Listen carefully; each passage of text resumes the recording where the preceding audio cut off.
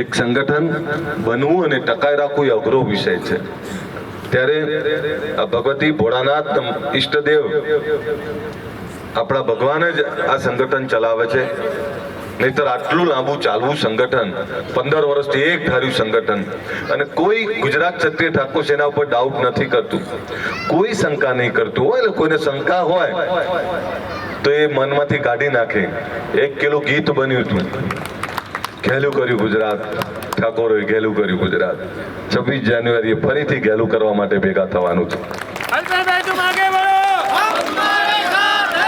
આપને કહું, મેં હંમેશા સમાજ ઉત્થાનની વાત કરી છે, સમાજની વિકાસની વાત કરી છે. જેને જે મારો વિરોધ કરવો એ કરે, પણ પહેલા એક હું ડાયલોગ મારતો એમ કે તમારું વ્યક્તિત્વ એટલું મોટું કરી દો કે તમારી હાજરી માત્રથી કોઈ અકળાઈ ઉઠે. હું ઘણીવાર જોતો હોઉં છું કે આપણે જઈએ ને ત્યારે ઘણા બધા અકળાઈ જાય છે. કેમ? કારણ કે આપણે સાચી વાત કરીએ છીએ. કેમ? કારણ કે આપણે એકતાની વાત કરીએ છીએ. કેમ? તો કે આપણે તમામ લોકોને સાથે લઈને ચાલવાની વાત કરીએ છીએ. એમ તમને બધાને હું એટલી ખાતરી આપું, ચિંતા ના કરતા, આને વાલા વક્ત હમારા હૈ. 26 જાન્યુઆરી આ 10 વર્ષ પૂરા થાય છે. 26 જાન્યુઆરી 2015 લાખો સમાજના લોકો આપણા ભેગા થયા અમદાવાદના જીએમડીસીમાં. એક એવી સમાજની પ્રચંડ એકતાનો પરચો બતાવ્યો આપણે બધાએ. ના ભૂતો ના ભવિષ્ય ક્યારે આવું આટલી મોટી સંખ્યામાં ભેગા નહોતા થયા. એવું જ બીજી વાર 26 જાન્યુઆરી 2026 રાતના 3 વાગે, એટલે 26 ની રાત ને 27 ની સવાર, રાતના 3 વાગે એક સભા બોલાઈ. એટલે બધાએ મને પૂછ્યું કે રાતના 3 વાગે કેમ? મેં તો 2-3 કારણો છે. એક તો રાતના 3 વાગે કોણ ભેગું થાય? જ્યાં વિચારધારા, જ્યાં એકતા હોય. આ સમાજની એકતાને પરખવા માટેનો આ 3 વાગે બોલાયા છે, એકતાની તાકાત બતાવવા માટે કે આ સમાજ કેટલો એક છે. રાતે 3 વાગે ભેગા થો પછી તમને કોઈ સવાલ નહીં કરે કે તમે કેટલા એક છો. પછી તો એવું જ કહેશે કે વાહ ક્યા બાત છે. અને આજે બીજા સમાજ એવું કહે છે કે આ 3 વાગે છે ને અમારે આવું છે. તમને ઘણા સમાજો કહેતા હશે કે ભાઈ અમારે આવું છે. એવું તો શું છે? રાતના 3 વાગે, રાતના 3 વાગે વિચાર મુકાય, રાતના 3 વાગે સમાજની એકતાનો પરચો મુકાય. અને 27 ની સવારે એક એવા શિક્ષણ ભવનના ઉદ્ઘાટનની વાત કરું છું જે આખા ગુજરાતમાંથી આવતા દીકરા દીકરીઓને સારું પ્લેટફોર્મ મળે, આવનારી તકો ઉપલબ્ધ થાય, સરકારી યોજનાઓ નક્કી થાય, સરકારી યોજનાઓની અમલવારીની વાત હોય. જ્યાં બેસી એક એવું સરસ્વતી ધામ, જ્યાં સેના ભવન, જ્યાંથી સમાજનો સંદેશો છૂટે, તમામ સમાજના ત્યાં શૈક્ષણિક ભવનો છે, તો ત્યાં પણ એક આપણું એવું ભવન બને જે ભવનો બેસી શિક્ષણ, સમાજ અને તમામ દિશાઓની વાત થતી હોય. આપણે કાળી મજૂરી કરીએ પણ જો યોગ્ય દિશાની મજૂરી ના કરીએ તોય મતલબ નથી. હવે આપણે 500 રૂપિયા દરરોજના કાળી મજૂરી કરીને કમાઈએ અને 200 રૂપિયા માવામાં વાપરી નાખીએ, દારૂ વાપરી નાખીએ તો મતલબ નહીં. તો કઈ ઉગવાનું જ નથી, કઈ મતલબ જ નથી. એટલે વિનંતી એ કરું છું કે ઘણાના હાથમાં મસાલા જોતો હોઉં છું, બંધ કરો. મસાલામાં શું મજા આવે? દાંત બગડી જાય અને ગઈડપણમાં દાંત પછી દાંતે સાથ નહીં આપે. મસાલા બંધ કરો. નશો તો ક્યારે ના કરો. જો તમારા કુટુંબ કબીલાને પ્રેમ કરતા તો નશો ક્યારે ના કરો. પણ હું જયારે વાત કરતો હતો તમને બનાસકાંઠાની 27 તાલુકાના હજારો લોકો આવ્યા, હજારો કો એનો આંકડો ગણાયો જ નતો. એટલી મોટી સંખ્યામાં આખો સમાજ આવ્યો. નક્કી કર્યું કે હવે બહુ થયું, કોઈ ખોટા દેખાડા, કોઈ ખોટા ખર્ચા નહીં કરવા. ભાઈ ઇકો ઓછું કરજો. કોઈ એવા ખોટા દેખાડા કે ખોટા ખર્ચા નહીં કરવા.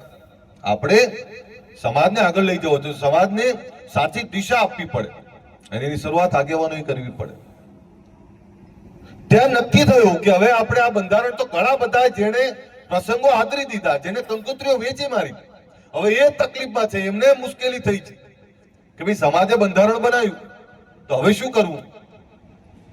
કારણ કે સમાજ એ હાથીનો પગ છે. સમાજને જોડે બધાએ ચાલવું જ પડે. હું ગમે એટલો મોટો હોઉં પણ મને મારો સમાજ ના બોલાવે તો બીજો સમાજ ના બોલાવે.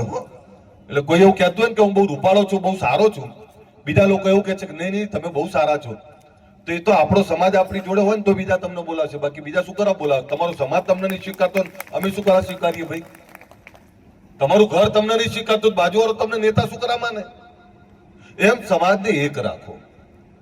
સમાજને એક રાખીને પેલી સોશિયલ મીડિયા, ફેસબુક, વોટ્સઅપમાં ખાલી ગપ્પા મારતા હોય, ખાલી બધી ટીખણો કરતા હોય, એકબીજાની ખામીઓ કાઢતા હોય. અને હું તો એવું જોઉં કે સોશિયલ મીડિયા, ફેસબુક, વોટ્સઅપ તો વાપરે, સલ્તનત હિન્દ બનીને વાત કરતા હોય. જોવા જાવ તો ઘરની ચિંતા ના કરતા હોય. એની ચિંતા શું કરવાની? જો જાહેર જીવનમાં બે પ્રકારના લોકો છે. એક તમારા કામને બિરદાવનારા લોકો છે ને એક તમારા કામની ટીકા કરનારા લોકો છે. બંનેને સાંભળવા. જે તમને તમારા કામને બિરદાવે છે એ તમને હિંમત પૂરી પાડે છે, અને જે તમારી ટીકા કરે છે એ તમને ભૂલ કરવા નહીં દેતા. આ બંનેનો આભાર માનવાનો. ઘણીવાર એવું કહેતા કે વિરોધ કરે છે એટલે ભૂલ નહીં કરતા ને, આપણે કરે વિરોધ કરવાનું. આ તમે ભેગા થશો એટલે તમારી ખામીઓ નીકળવાની. પણ હું ફરીથી કહું, આ બધી અમારી ટીમ છે, મથુરજી તમને બધાને કહું, તમે કેટલી સંખ્યામાં છો એમાં ના પડતા. આ હિતેશભાઈ વારંવાર કહું, કેટલી સંખ્યામાં છે એમાં ના પડશો. તમે કેટલા યુનાઇટેડ, કેટલા ભેગા છો, કેટલા દિલથી એક છો. મારા માટે તમે 10 લોકો પણ જો દિલથી એક હશો ને તો એ મારા માટે લાખો બરોબર છે. પણ તમારી જોડે માનતા હો, આ દિનેશભાઈ સાહેબ મારી જોડે, હું ગાડી ચલાવું, મારી જોડે ફરે. એમના પપ્પાને ત્યાં શું નાસ્તાનું આપણું પરોઠાનું, પાવ પરોઠાનું ભાવનગરમાં, એ મારી જોડે આવે જગતસિંહ. હું રાત્રે ઇસ્કોન આગળ રાત્રે 12-1 વાગે ઉતારું, એ બસમાં બેસીને ભાવનગર જાય. અને આવું તો અનેક વાર આવે મારી જોડે. હવે એ અત્યારે એકલા હોય ને તો એનો હાથ ના છોડું, કારણ કે એને મારી જયારે હું શરૂઆત કરતો ત્યારે એને આ ધીરુભાઈએ પહેલી મીટિંગ કરાવી હતી. એકલા રહી જાય તો વાંધો નહીં, હું છું તમતા, ચિંતા ના કરો. એમ બધાને કહું છું ભરતભાઈ, તો બધા સાક્ષી છો. એટલે ઘણીવાર બધા એવું કે તમે કેમ ચલાવો છો?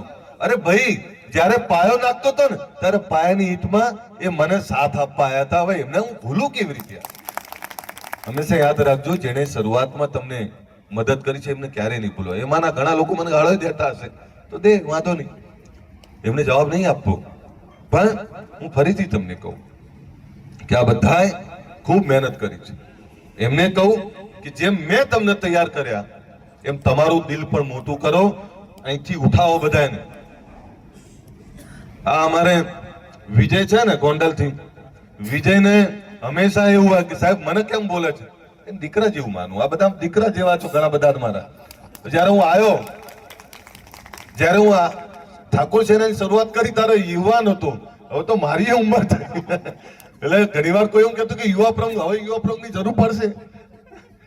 મારો વિષય એટલો છે કે વર્ષોથી તમે કલ્પના કરો, તમે ગામના સરપંચ તરીકે પહેલી, બીજી, ત્રીજી તમે બદલાઈ જાઓ છો. તમે ગામનું સંગઠન ચલાવવા માટે કેટલું તકલીફ પડે છે, એક તાલુકાનું સંગઠન ટકાઈ રાખવા માટે કેટલી તકલીફ પડે છે. તો હું તો 15 વર્ષથી ગુજરાત ક્ષત્રિય ઠાકોર સેના ચલાવું છું, અને એમની નહીં ચાલતી. એ તો હાથે જોડું છું, પગે પડું છું, પણ તમારી જોડે પગે પડું છું. તમને એવું લાગે કે બીજે પગે ના પડું, પણ જયારે સમાજની વાત આવે ને ત્યારે તમારા પગમાં જ છું. તમારા પગે પડવા મને કોઈ વાંધો નહીં. આ સમાજની ચિંતા કરીએ છીએ આપણે. સમાજની ચિંતા કરતા હોય તો એમાં આપણે તો ઘણીવાર શું કરીએ, ઘરમાં આંખો બતાવીએ અને બહાર જઈને ધોકા ખાઈને આવીએ. પરિવારમાં એવું ના હોય. તમે પરિવાર છો મારો, તો મારો સમાજ છો, મારા ભાઈઓ છો. કદાચ તમને મારી કોઈ વાત ના પણ ગમે તો પણ શું થયું, મારે તમને સાચી દિશા આપવી પડે. હું તમને લડાઈની દિશા આપવાનું કહેતો જ નથી. હું તમને બધાને કહું, જો માનો તો જગત તમારું છે, ના માનો તો કોઈ નથી. તમારે લડાઈ ઝઘડામાં કોઈનું ડેવલપમેન્ટ નહીં થતું. કોઈ એવું કે અલ્પેશ ઠાકોર ગુજરાત ક્ષત્રિય ઠાકોર સેના આવ્યા પછી શું થયું? તો અમે વ્યક્તિ ઘડતરનું કામ કર્યું છે. અમે વ્યસન મુક્તિની વાત મૂકી, કારણ કે વ્યસન વગરનો માણસ એ જ પ્રગતિ કરી શકે. બાકી વ્યસન કરનારો માણસ બિચારો બાપડો, એને પરિવારની તો ના જ પડી હોય, પણ પોતાની જાત, પોતાના શરીરની પડી ના હોય, એવા લોકોને અમે એમાંથી બહાર કાઢવાનો પ્રયત્ન કર્યો. અમે વ્યસન મુક્તિની વાત કરી, નશામાંથી બહાર નીકળવાની વાત કરી, અમે શિક્ષણની વાત કરી, રોજગારની વાત કરી, સમાજ એકતાની વાત કરી. એ કેવા યુવાનો તૈયાર કર્યા કે જે સમાજની ચિંતા કરે, સમાજની સાથે બીજા સમાજોની પણ ચિંતા કરે, એમની સાથે પણ કદમથી કદમ મિલાઈને વાત કરે. હવે તમે એવું માનતા હોય કે તમે એકલા ચાલી શકો, તો નહીં. એકલો સમાજ, એકલો વ્યક્તિ થાકી જ જવાનો છે ભાઈ. અને એમાં તમે એવું માનતા હોય કે કોઈ ઘર, કોઈ સમાજમાં બધા જ સારા છે ને બધા જ ખરાબ છે, એવું ના હોય. એમાં બે લોકો સારા હોય ને બે લોકો ખરાબ હોય. તમારે એમાંથી સારા પકડવા પડે. જેમ આપણામાં કોઈ સારા હશે તો બીજા પકડશે. એમ તમને જે કહું છું એમ કે મનમાંથી ઝેર કાઢી નાખો. કોઈ આગળ આવ્યું છે તો કેવી રીતે આવ્યું એમાંથી શીખો, અને એમાંથી શીખીને આપણે કેવી રીતે આગળ આવવું, આપણે કેવી રીતે સુખી થવું. હવે ઉત્તર ગુજરાતમાં એક ગીત છે, ઘેર ઘેર બંગલા ને ઘેર ઘર ગાડીઓ. બાપા વેલનાથને અને સોમનાથ દાદાને, દ્વારિકાધીશને પ્રાર્થના કરું કે આવનારા વર્ષમાં આ સૌરાષ્ટ્રના મારા ચુવાડિયાના થાય ઘેર ઘેર બંગલા ને ઘેર ઘેર ગાડીઓ થાય. આ મારી હૃદયની પ્રાર્થના છે. પણ એ કેવી રીતે થાય? તો દીકરા દીકરીને ભણાવો. એ ભણેલો દીકરો ને દીકરી તમારું કુળ ઉજાગર કરશે, એને તમારું ઘર પણ સુધારશે. સારા ધંધા રોજગાર કરો અને ખૂબ મહેનત કરી અને દીકરા દીકરીને સારું ભણાવો. વિદેશ અભ્યાસ મોકલો, વિદેશ કમાવા મોકલો. જેને પ્રદેશ છોડી જેને કામ કર્યું બધા સુખી છે. તો દીકરા દીકરી માટે જે વેઠવું એ વેઠો. તમારી મહામૂડી એ દીકરા દીકરીના ઘડતરમાં વાપરો. સમાજની એકતાની વાત આવે ત્યારે દેખાડામ ના પડો, પણ જેટલું આપણાથી બને છે એટલી સમાજની એકતા, સમાજની ચિંતા કરી. તમે પહેલા ક્યારે તમે એકલા હતા. સૌરાષ્ટ્ર એકલું, ઉત્તર ગુજરાત એકલું, મધ્ય ગુજરાત, દક્ષિણ ગુજરાત. આજે તમને એવું થાય કે કંઈ પણ થાય, આ લાલ ખેસ અને ગુજરાત ક્ષત્રિય ઠાકોર સેના મને જેતપુરમાં તકલીફ પડશે તો મહેસાણા અને બનાસકાંઠાનો મારો ભાઈ મારી વારે આવશે ને મારી ચિંતા કરવા માટે આવશે. એ સંગઠન આજે